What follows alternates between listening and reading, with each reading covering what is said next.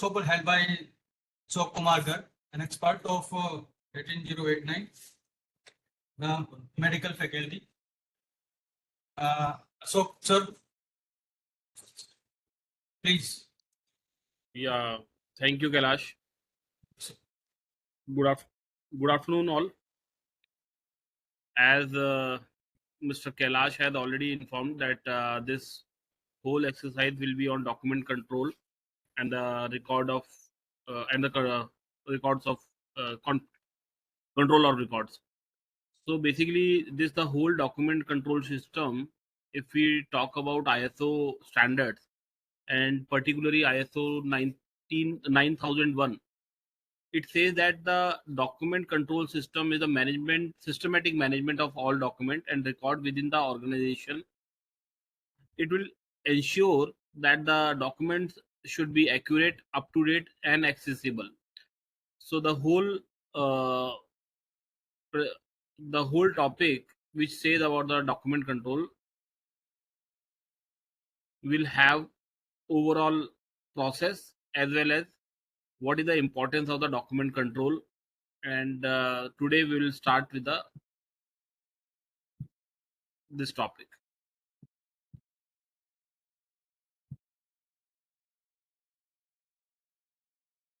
So I'm just sharing.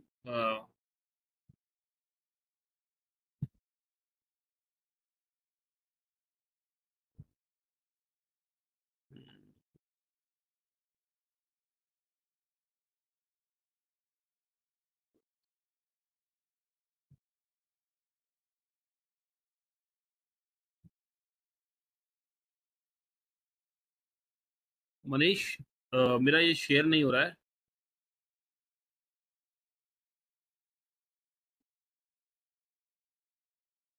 So we'll start with the document control system.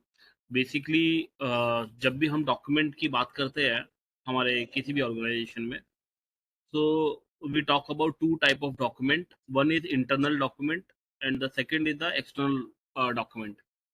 So internal document, those document which are made by the organization itself. जैसे कि हम अपने SOPs create कर रहे हैं, कुछ भी हम फॉर्मेट्स क्रिएट कर रहे हैं, so they all come under the document control system. और जहां हम एक्सटर्नल डॉक्यूमेंट की यूज करते हैं फॉर बेसिकली फॉर रेफरेंस. अगर हम मेडिकल लैब्स में बात करें तो will have the biomedical waste disposal guidelines in the country. Then ISO 15189, it is again a external document. So जो भी external document होगा, that we don't have that control on the document system, because हम उसको कभी भी change नहीं कर सकते. We can only update the document. So these are the external document and the internal document difference. So in this whole presentation, I will go through the understanding of the document control in quality management. It's about the definition, pros and cons, what is the importance of the document control system in the organization. Then the second point will be on process involved in the document control. Basically, process uh, needs a kind of a whole procedure, that how we will create a document, how we will control that document, how we can have access to that document. Okay, so जहां हमें document को बनाना है, so starting from the document को अगर हम we have to prepare, so these are the processes. And the second process would be how we can change. पहला process है हम बनाएंगे कैसे, दूसरा प्रोसेस है हम उसको चेंज कैसे करेंगे. So these two processes will be involved in the document control.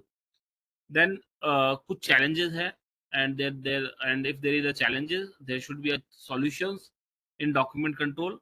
And in the last, we will see how this document control system will help us in the compliances and the continuous improvement within the organization.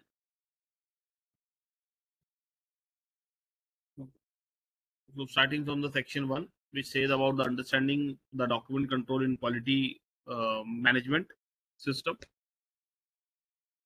So as I told that there are some pros and cons, and about the document control system, and most of us, we all already known about these pros and cons. So when we talk about the pros, uh, the document control system, if it is in the organization, that definitely ensure the compliance with the regulation. जितना भी compliances है, whether it's a pollution control का compliance हो, चाहे कोई regulatory compliance हो, statutory requirements compliances हो, वो ये सारी की सारी compliances हम तभी पूरी कर सकते हैं जब हमारे पास एक proper document control system हो. Then reduce risk of error, definitely. When there is a all processes are written in the document, कोई भी process को complete करने के लिए we have to refer the document, so it Sir, will yes. sir, it's a comment from Dr. Devi. Hmm. Please kindly use English. Speak in English. Okay, that is not an issue. Okay. Yes, sir. Because I have been instructed that I should use both the language Hindi and English, but Yes, okay, sir. if ma'am is comfortable with the English only, so we'll continue in English. Okay, sir. Thank you. Okay. So definitely because of the document control system, it reduces the risk of errors, because in every process, if the processes are written in a language which is the understanding by the each and every staff member of the organization, definitely the process will go as written in the document, so there is a less risk of error. It also enhance the operational efficiency, because you have to monitor each and every process, and it is not about the accuracy of the operational, but the turnaround time also been monitored, because it is one of the part of your document control system. Then it also facilitate the knowledge management, because in we all know that most of the document, most of the ISO document, it also talks about the continuous trainings, on job trainings, and the knowledge should be uh, distributed among all the staff. It is uh, we should always keep our knowledge updated, and it will we have to train our staff also. It also support the continuous improvement, because we have to monitor, we have to measure the quality indicators based on the our processes which is written in the document control system. And it also builds stakeholder trust, because everything is in transparency mode, and all things are written in the document.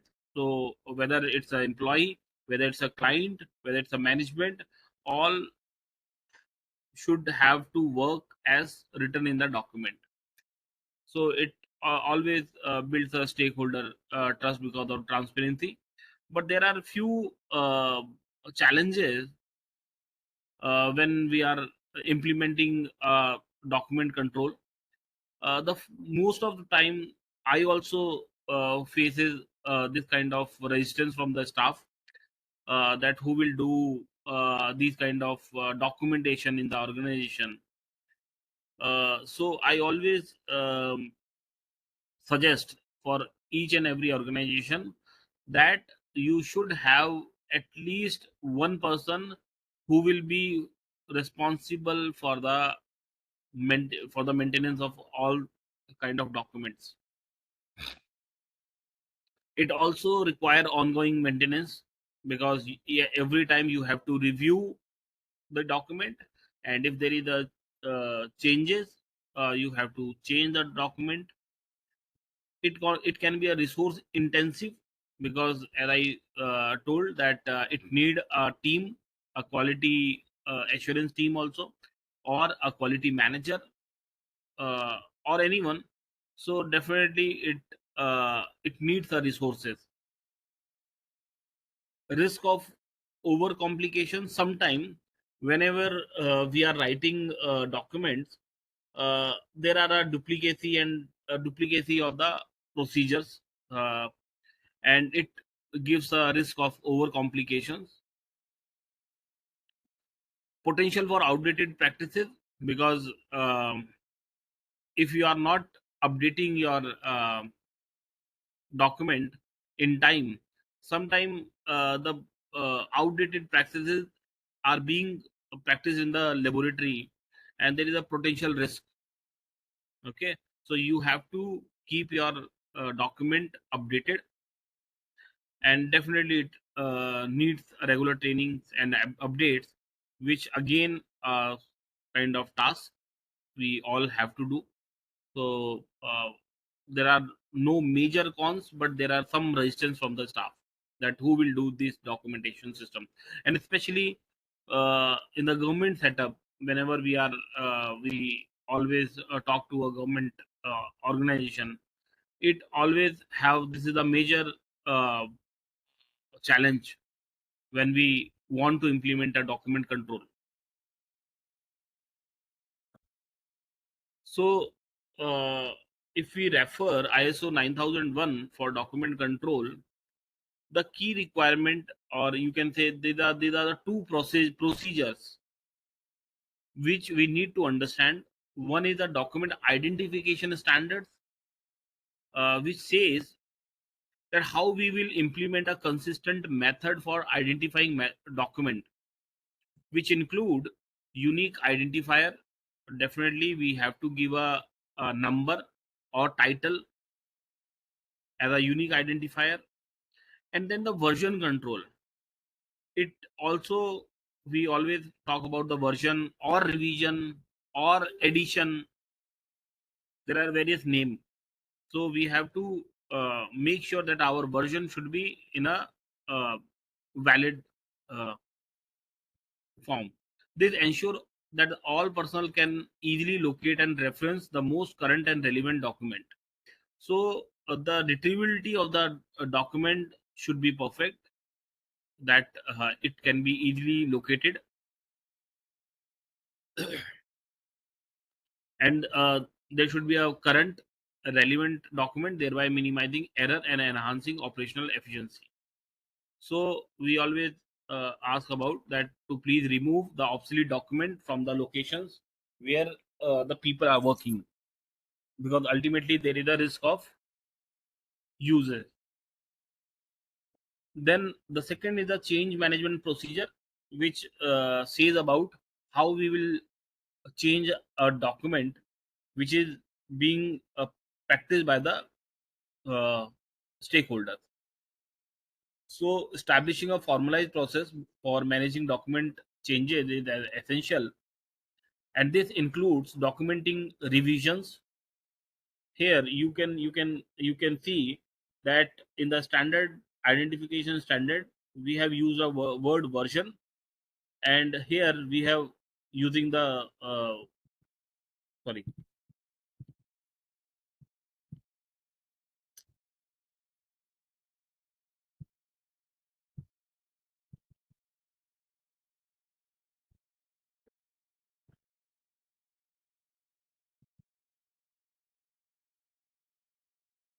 yeah.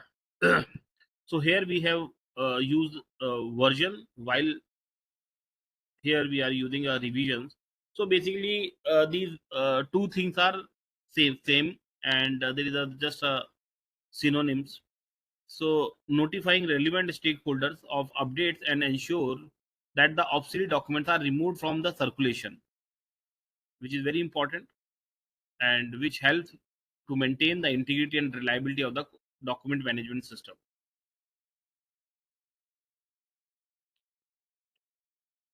So when we talk about the type of documentation system, we all know that starting from the policy document, which generally we use the term quality manual.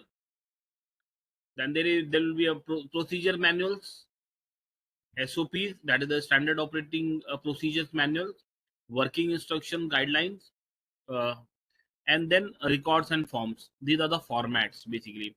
So basically, it is a basic documentation hierarchy, which we all know, and the importantly, the document control effectively manage the documentation information, and it is very crucial for the for ensuring that all documents are properly identified, reviewed, approved, and maintained. So there should be a procedure for the document control procedure also. We always ask about whenever we are doing any assessment, we always ask about where is your policy of your document control. So basically, this is the kind of policy. And what are the benefits of effective document control? First is the accurate information availability. So because our documents are controlled and it can't be changed by an unauthorized person. So whatever the information we have, they all are accurate. We always believe that it is accurate information. It also ensure stakeholders have access to most current and precise data, and facilitating informed decision making and reducing the likelihood of error associated with the outdated document. Then the second is the regulatory compliance assurance. A structured document control system helps organization meet legal and industry standards, demonstrating adherence during the audits. So we always believe that if a lab has a effective document control system, so they must be complying to the regulations. And the third is the enhanced collaboration and communication in between the stakeholders. It also streamlined access to well organized documents, promotes efficient information sharing among employees, fostering teamwork and increasing overall productivity within the organization. So these are the few benefits of the document control. Uh, then how we will generate a document? So it must have a process, and this process involved in the document control system.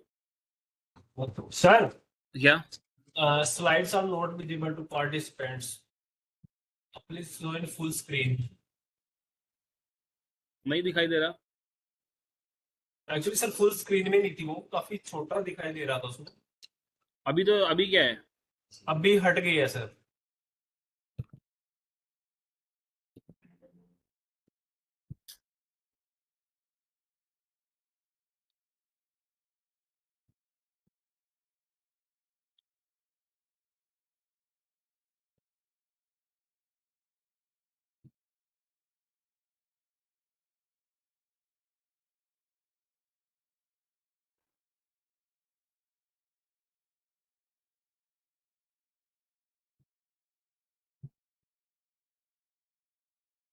अब दिखाई दे रहा है yes sir. और screen screen अभी sir full screen पे कर दीजिए इसको. फुल पे आई है? नहीं सर. नहीं सर, कैसे करूं बताओ? सर इसी पे क्लिक करना था. एक सर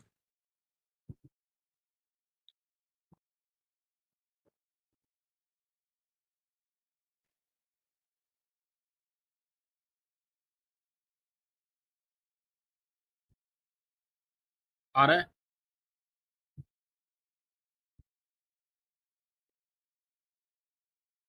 नो सर.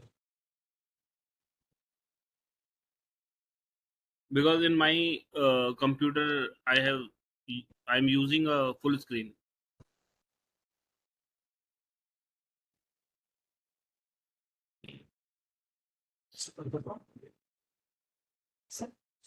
आ रहा है?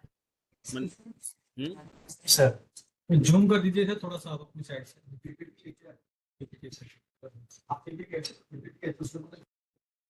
सॉरी मनीष,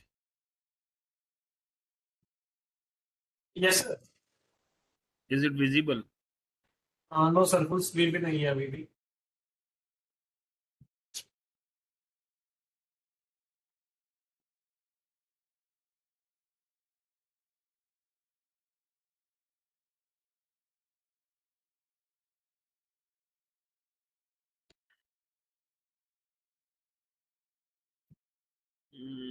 फुल स्क्रीन पे यार मैंने फुल स्क्रीन किया हुआ है.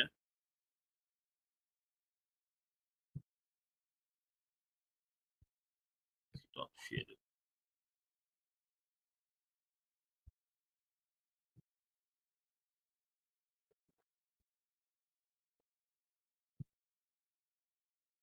Now, Yes, sir.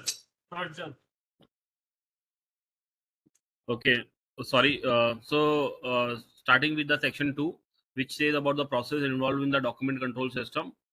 So we all know that how we are creating a document, and how we should approve. We should take the approval uh, to issue a new document.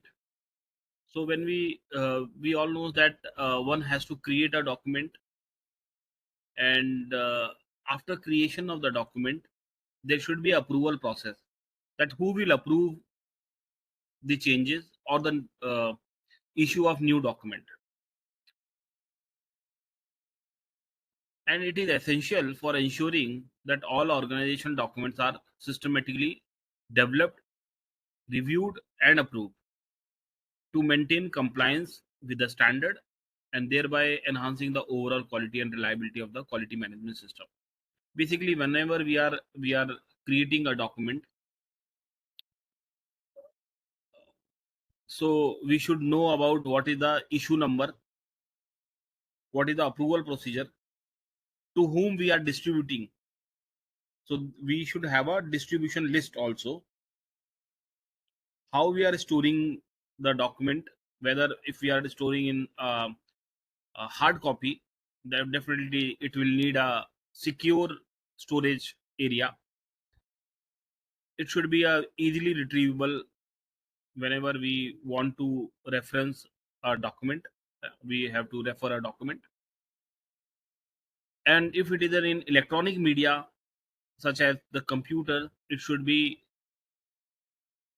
protected by a password, and only a authorized person can access the document. It is very essential for archiving the old document. These are the obsolete documents, and there should be a policy that uh, uh, one master copy of the previous document will be archived in the organization, because ultimately it will give a good idea why we have changed a previous policy. Okay, so there is a less potential to rewrite the same policy which have been changed. Okay, and there should be a process then how you should delete your document. Basically, when we talk about in hospital area, there should be a legal process to delete or to destroy a document, because uh, in hospitals there are a lot of uh, information about the patients, and sometimes they have to uh, they have to publish in the local newspaper about destroying of the document. Okay, before destroying the document, so there should be a process in the document creation and approval. When we talk about the document identification, Sir, similar to a normal, when we talk about a human, so we sir, all sir, have sir. a huh. Sorry to interrupt you sir. Please sir, ये जो अभी notification आ रहा है sir hide वाला, sir इसे hide कर दीजिए सर, थोड़ा सा Notification बात. नोटिफिकेशन. हाँ, yes sir. Thank you sir. So when we talk about a document, so we all knows that similar to a person, a document have a name, and that is called a unique identifier. The document should have a title, whether it's a manual, whether it's a procedure document, there should be a title and a unique identifier. Sometimes it's a mix of alphabets as well as number, so we call it as a identification of that document. And it should be on each page the date of current edition or edition number, along with the dates, the edition date also. And when we talk about uh, ISO 15189, it says that edition is used to mean one of a number of printing issue at separate times that incorporate alterations and amendment. So when we talk about edition 1, edition 2, edition 3, and edition can be regarded as synonyms with revisions or version. So sometimes there is a always confusion whether we should write as a revision, whether we should write as a version or edition. So basically these three terms are synonyms. So any lab or any organization can use any terms. Okay. And page number should be in a format of page 1 of 5 or page 2 of 5. And the authority who will issue, so the name of the authority or the signature of authority should be there. Then there should be amendment number with date if there is any amendment, and this amendment will be reflected in the amendment sheet also.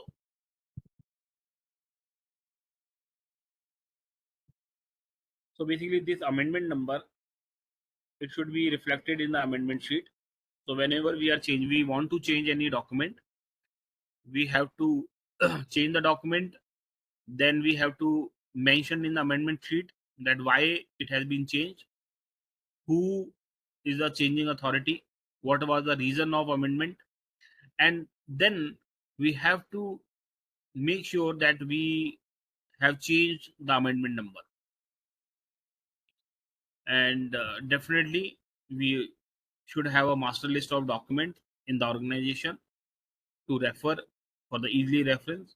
And there should be a distribution list also, that this document or any document, who are the stakeholders, and whenever we want to change the document and we want to inform that there is a change in the document, we should always refer to this distribution list.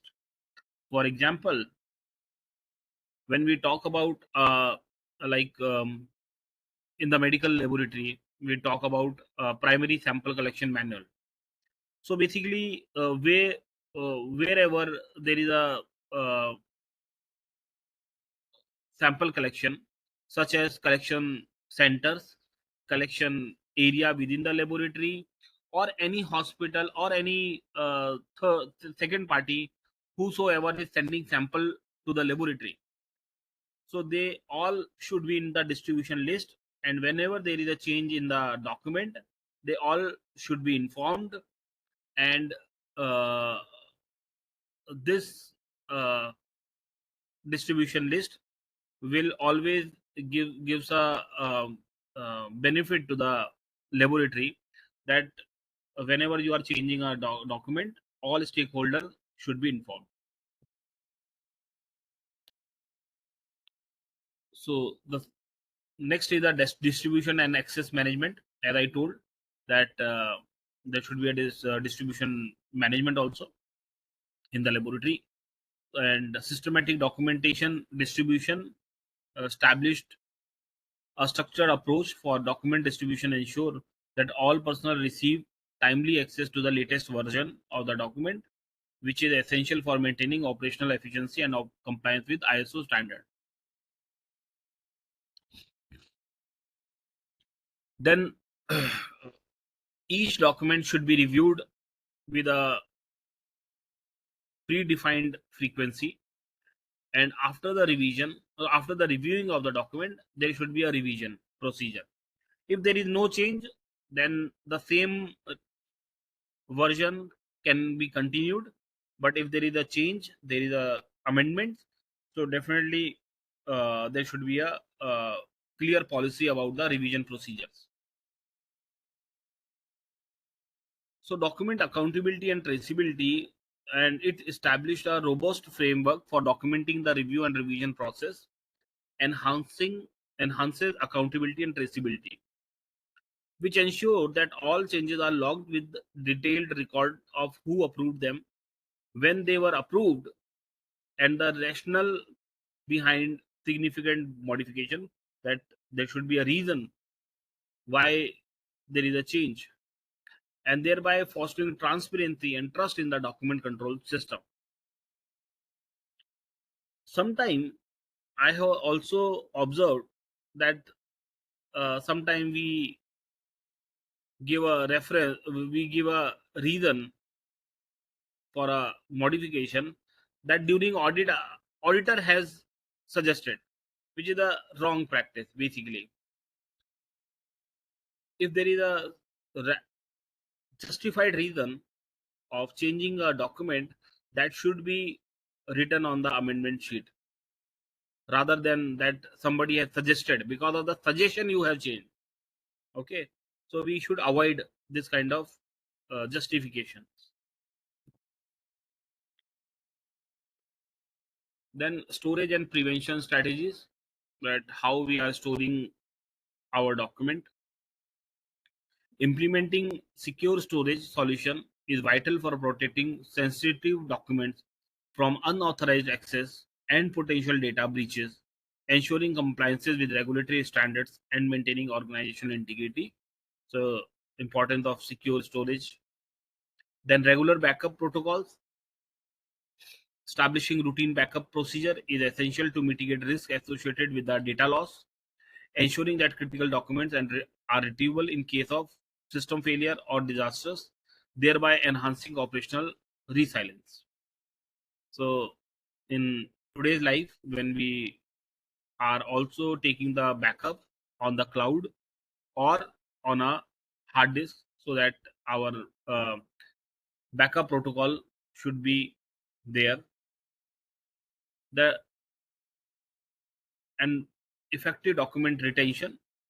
Developing clear document retention policies helps organization manage the life cycle of the document, ensuring compliances with legal requirement while facilitating the secure disposal of obsolete information to protect sensitive data.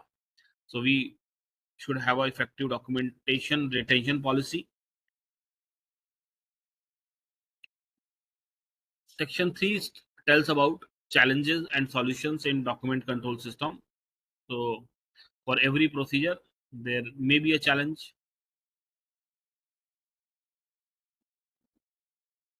So basically, two type of common challenges which we encounter in organization.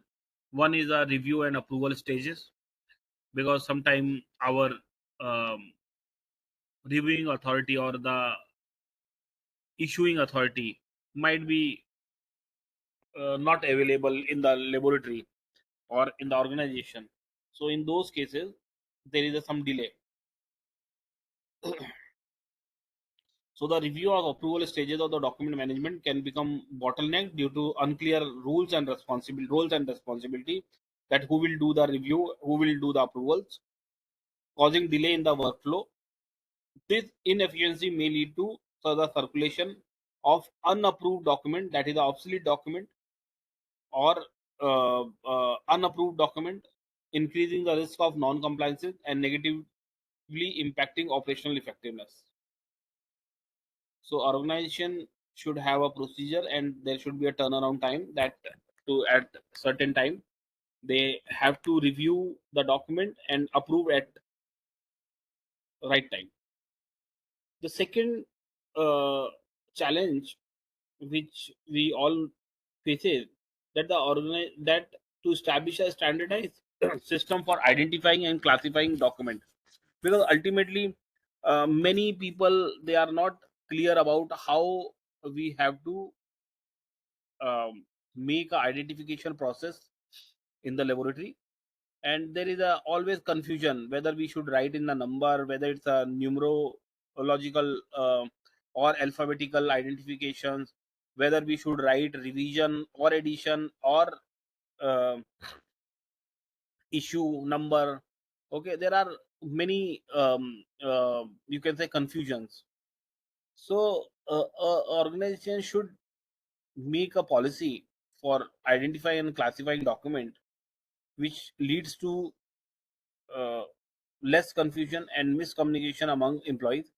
This lack of clarity may result in referring outdated or incorrect information and ultimately compromising the integrity of the quality management system.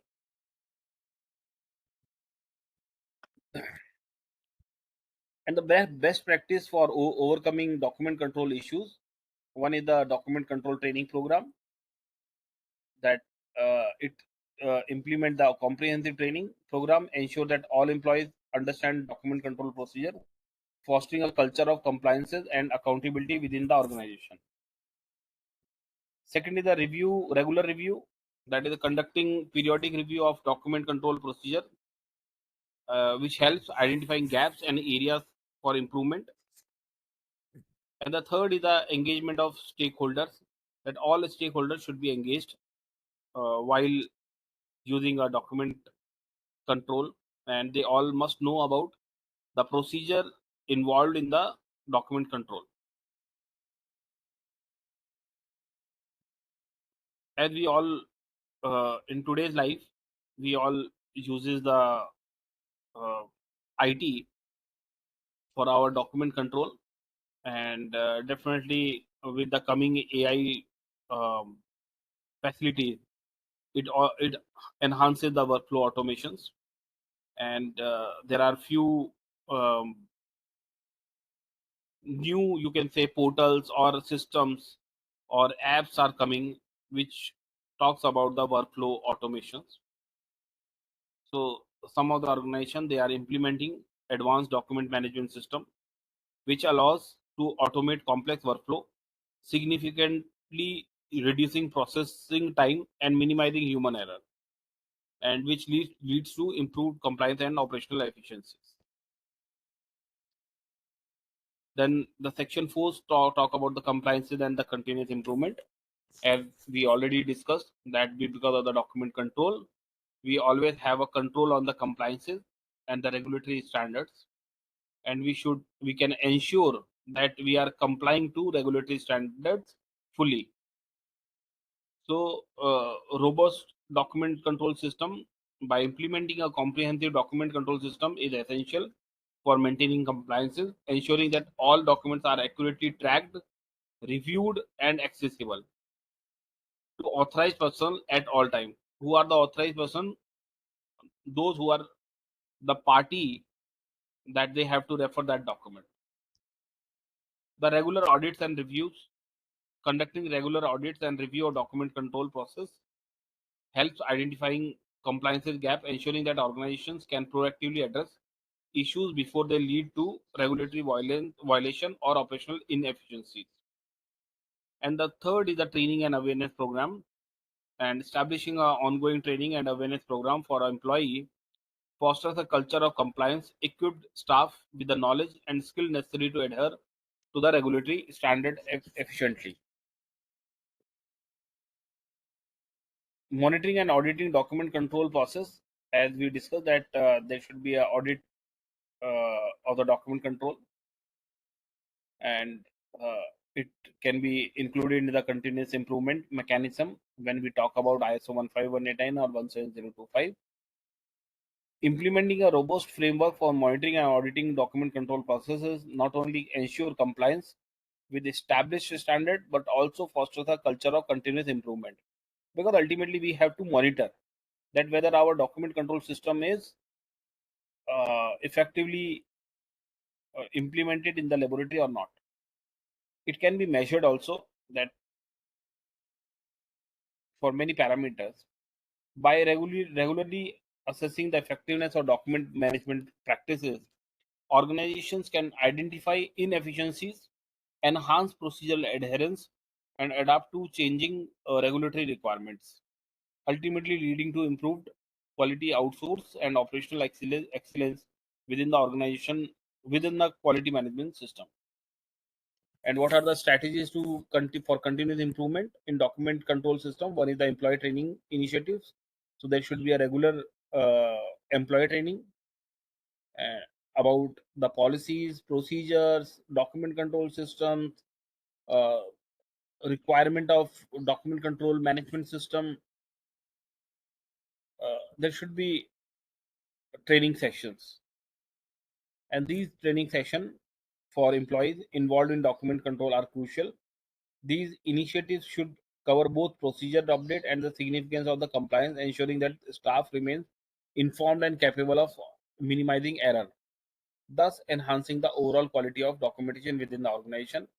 And feedback and adaptation system, basically based on the feedback, because when we talk about 17025 or 15189, it always asks about the staff suggestion. And when we talk about the staff suggestions, so it is a kind of feedback. So for any feedback, so organization has to establish a structured feedback mechanism, allow employees to share insight on document control process. This input can be gathered through surveys or meetings, enabling organization to identify inefficiency and adapt practices based on user experience, ultimately fostering a culture of continuous improvement. Thank you. I hope this is the whole uh, document control management system.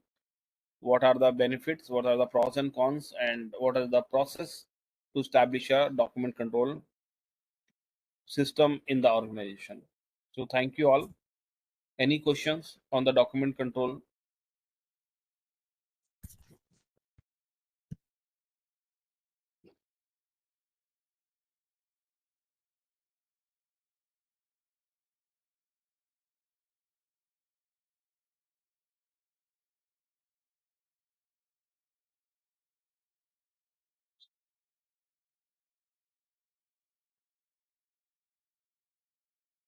Any questions?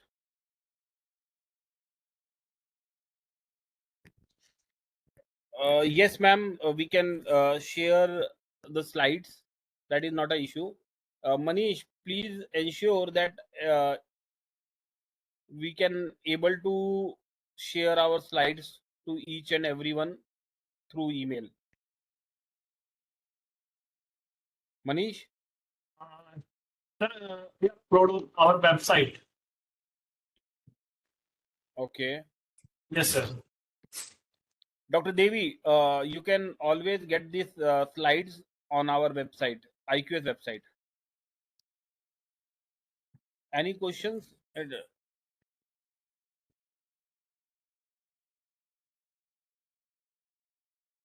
Manish कोई question है related to document control जो हमारे नए लोग हैं या labs मतलब office से है?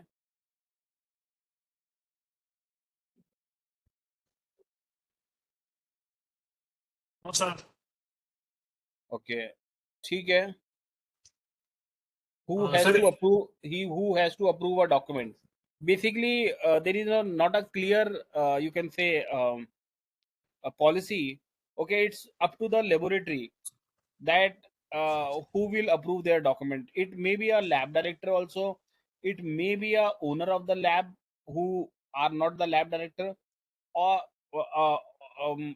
owner of the company can also approve a document. It's totally based on the policy. Okay, so laboratory or organization has to make their own policy that who will approve a document.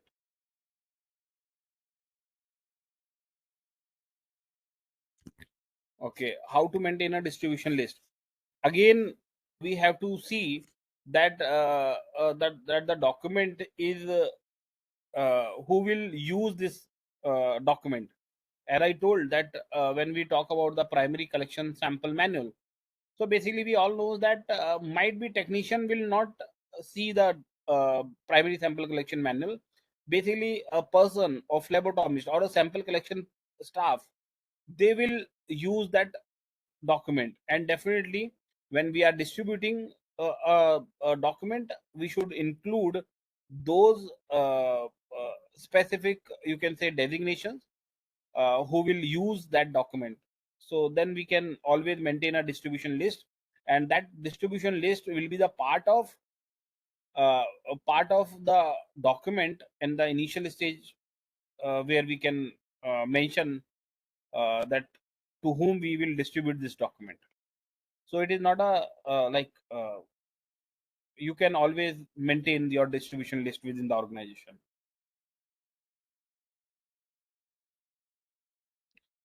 Could you please could you please again retention period? Again, it's a laboratory policy. Generally, for any master document, it should be a lifetime, and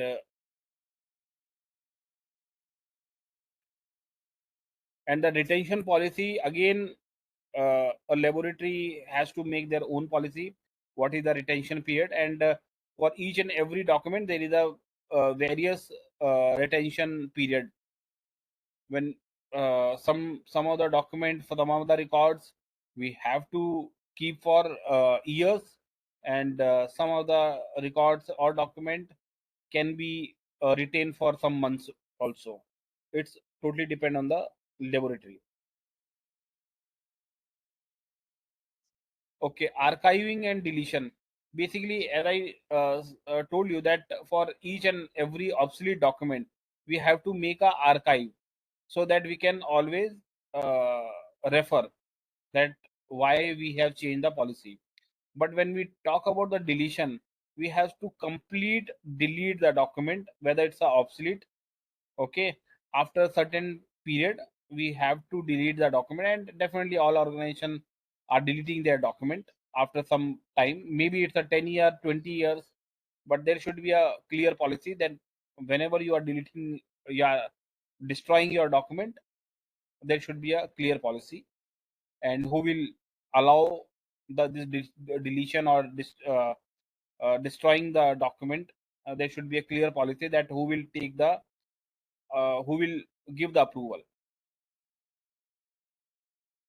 If the lab, Manas Das, if the lab has a fully online quality system, is the distribution list still applicable? Ultimately, whenever you have a online quality system, definitely yes, because those who are using the your quality system within the organization, definitely there are LAN services available in some of the organization, where all of the uh, staff are fully access with the document. But again, those who are working on field, who are working not in the same building or same organization, they are a second party. Okay, so and if you are giving a hard copy or you are giving a soft copy of the document, so definitely there should be a distribution list, because ultimately, uh, see, in the medical lab or any testing lab, there are clients. uh, we have to tell them that okay, this is our sampling SOP. Okay, if you are sampling, so there should be SOP, and you have to collect your sample as per the SOP. You have to pack your sample in a some defined procedural, uh, like in medical, we have to keep our samples in a certain, you can say, temperature. There are some IATA guidelines also we have to follow. So ultimately, uh, they are not part of the organization, but they are our clients, and we have to give our document to them, so that they can collect sample in a right way. Okay, so ultimately we should have the distribution list. Although we are a fully online quality system,